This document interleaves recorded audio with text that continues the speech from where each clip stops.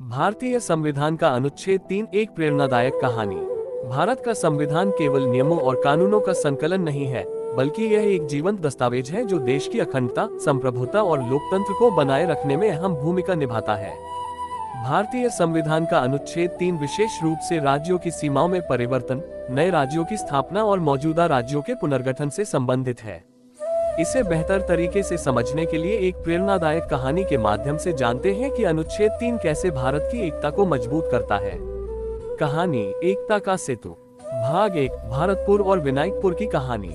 बहुत समय पहले की बात है। भारत के हृदय में स्थित दो राज्य थे, भारतपुर और विनायकपुर। दोनों राज्य ऐतिहासिक रूप से समृद्ध थे, लेकिन वर्षों से दोनों के बीच खींचतान चली आ रही थी। कभी भाषाई मतभेद, कभी सांस्कृतिक टकराव, तो कभी सीमाओं को लेकर विवाद। हालात इतने बिगड़ चुके थे कि दोनों राज्यों के लोग एक दूसरे को संदेह की नजर से देखने लगे थे। भारतपुर और विनायकपुर के बीच स्थित संगम नगर सबसे अधिक प्रभावित था। यह नगर दोनों राज्यों की सीमा पर स्थित था और इसकी आबादी मिश्रित थी। कुछ लोग भारतपुर की संस्कृति को अपनाए हुए थे, तो कुछ विनायकपुर की। धीरे धीरे दोनों राज्यों ने इस नगर पर अपना अपना दावा ठोकना शुरू कर दिया। एक दिन संगम नगर में एक बड़ी घटना घटी। भारतपुर की सरकार ने नगर में विकास कार्यों के लिए सड़क बनाने का प्रस्ताव रखा, लेकिन विनायकपुर ने इसे अपना क्षेत्र बताते हुए रोक लगा दी। दोनों राज्यों की पुलिस आमने सामने आ गई और स्थिति तनावपूर्ण हो गई। लोग डरने लगे कि कहीं ये टकराव हिंसक न हो जाए। भाग 2, न्याय के प्रहरी की भूमिका। जब स्थिति हाथ से निकलने लगी, तो भारत के राष्ट्रपति को इस मामले में हस्तक्षेप करना पड़ा। राष्ट्रपति ने भारतीय संविधान के अनुच्छेद 3 के तहत इस विवाद को सुलझाने के लिए संघीय सरकार को निर्देश दिया। अनुच्छेद 3 के अनुसार संसद को यह अधिकार है कि वह नए राज्यों का गठन कर सकती है, किसी राज्य की सीमाओं में बदलाव कर सकती है, या फिर दो राज्यों को मिलाकर एक नया राज्य बना सकती है। इस मामले की सुनवाई के लिए एक विशेष संवैधानिक समिति बनाई गई। इस समिति के प्रमुख न्यायाधीश थे अश्विनी नंदन, जिन्हें कानून और न्याय का उत्कृष्ट ज्ञान था। समिति ने दोनों राज्यों के दावों की गहराई से जांच की और पाया कि यह टकराव केवल राजनीति और असहमति की उपज था।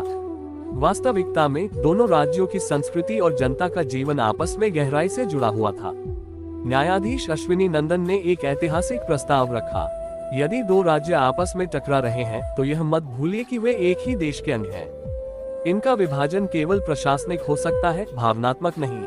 अतः यह आवश्यक है कि हम अनुच्छेद 3 के माध्यम से ऐसा समाधान निकालें जिससे दोनों राज्यों का भविष्य उज्जवल हो।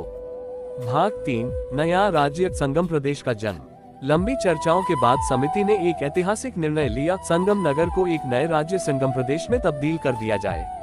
ये राज्य भारतपुर और विनायकपुर के कुछ हिस्सों को मिलाकर बनाया गया, ताकि दोनों राज्यों के लोगों को समान अवसर और अधिकार मिल सके। ये निर्णय आसान नहीं था। भारतपुर और विनायकपुर के नेताओं को समझाया गया कि यह फैसला केवल राजनीतिक नहीं, बल्कि सामाजिक और सांस्कृतिक दृष्टि से भी महत्वपूर्ण है। अंततः दोनों राज्यों के नेताओं ने इसे स्वीकार कर लिया। संसद में राज्य पुनर्गठन अधिनियम पारित किया गया और संगम प्रदेश भारत के नए राज्य के रूप में अस्तित्व में आया।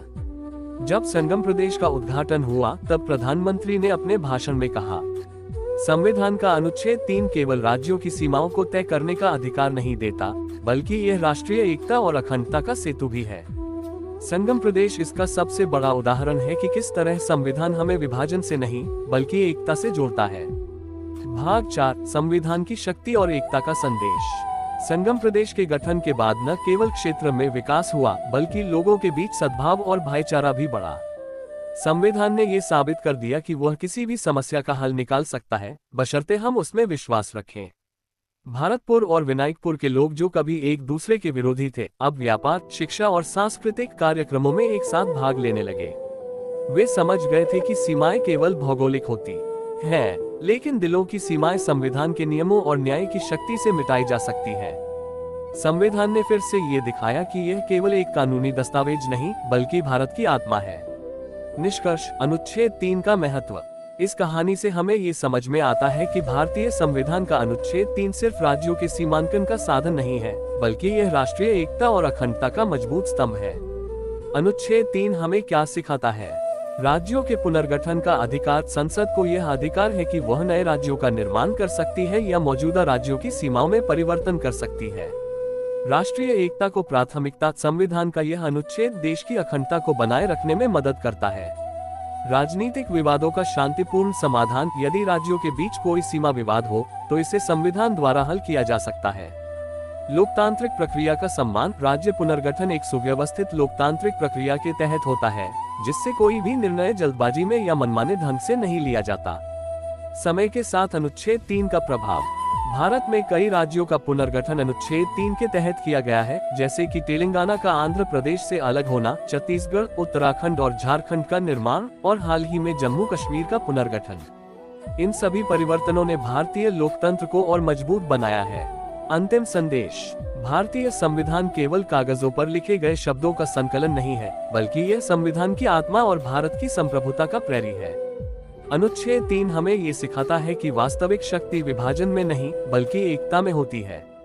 यदि कभी आपको लगे कि राज्यों के बीच तनाव या टकराव बढ़ रहा है, तो याद रखें कि संविधान का अनुच्छेद 3 हर चुनौती का हल निकाल सकता है। बस हमें इसकी शक्ति और इसके संदेश पर विश्वास बनाए रखना होगा। संविधान केवल कानून नहीं, बल्कि भारत की धड़कन है। इसे समझें, अपनाएं और सम्मान करें।